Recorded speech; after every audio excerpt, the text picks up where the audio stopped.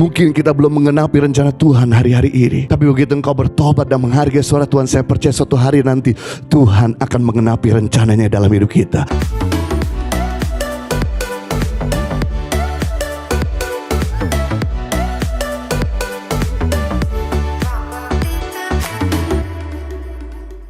Saudara tahu, ada kesalahan yang Musa pernah lakukan. Satu, tidak menghargai suara Tuhan. Karena Musa tidak menghargai suara Tuhan, Musa merasa menyesal seumur hidupnya. Karena dia tidak diizinkan masuk tanah perjanjian. Cuma boleh melihatnya, tapi tidak bisa masuk. Mari kita lihat firman Tuhan di dalam Ulangan pasal 32 ayat 51 dan 52.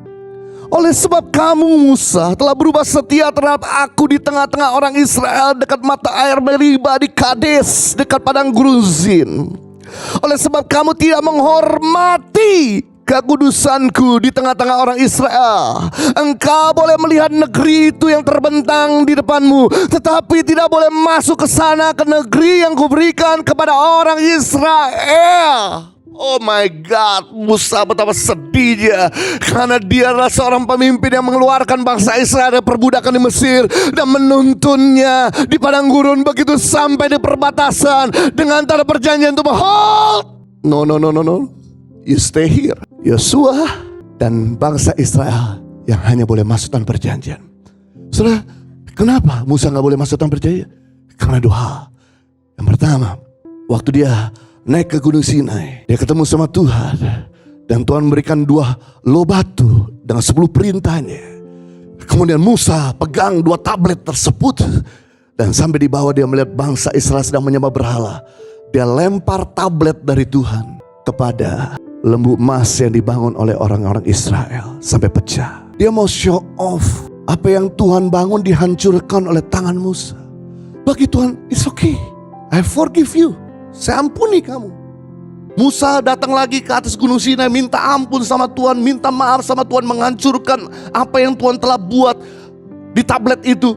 Musa bikin tablet lagi sendiri dari 2 loh batu, turun ke bawah. Singkat cerita dalam perjalanan, kemudian Tuhan beri perintah, bangsa ini kehausan.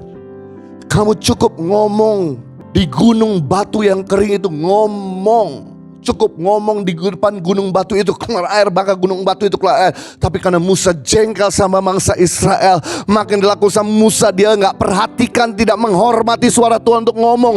Tapi Musa saking emosinya, dia ambil tongkat, dia pukul gunung itu 3 kali sampai keluar air. Disitulah Tuhan ngomong, karena kamu tidak menghargai suaraku, maka kamu tidak bisa masuk tanah perjanjian. Terpukul sekali. Tapi tenggat Musa bertobat, Bapak Ibu. Terbukti bertobat dari mana? Ketika bangsa Israel masuk tanah perjanjian melewati sungai Yordan, dia tetap stay di luar sungai Yordan. Seandainya waktu itu Musa tidak menghargai suara Tuhan lagi dan ikut bangsa Israel masuk tanah perjanjian, maka ada pedang bisa membunuh Musa. Tapi karena Musa menghargai suara Tuhan dan dia bertobat dari pengalamannya, dia tetap stay di gunung Nebo. Hanya cuma lihat bangsa Israel masuk perjanjian dengan menangis, dia sedih. Akhirnya Tuhan menguburkan dia di gunung itu. 15 abad kemudian, pada waktu Yesus sedang mau berdoa di atas gunung yang tinggi di tanah perjanjian, dia bawa Petrus, Yakobus dan Yohanes di Gunung Tabor di Israel. Disitulah Musa turun bersama dengan Elia di tanah perjanjian. Wow, bukti ketaatan ternyata menggenapi rencana Tuhan. Mungkin kita belum mengenapi rencana Tuhan hari-hari ini, tapi begitu engkau bertobat dan menghargai suara Tuhan, saya percaya suatu hari nanti Tuhan akan mengenapi rencananya dalam hidup kita. Yang percaya beri tepuk tangan yang meriah buat Raja kita.